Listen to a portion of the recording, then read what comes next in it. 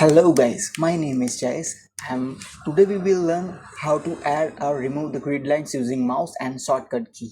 So the first of all we will learn using mouse. So first of all, if you want to remove grid lines, you just need to go to view tab, and that view tab you can find the grid lines, and if you uncheck that, you'll be able to remove the grid lines.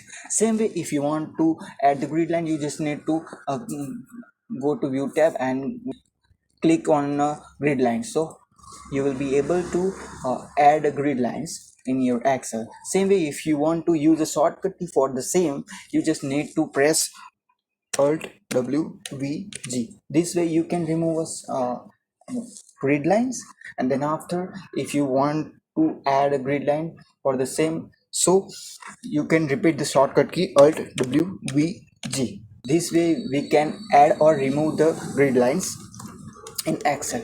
So I'll catch you in the next one. Please share and subscribe my channel Excel Boost. Thank you.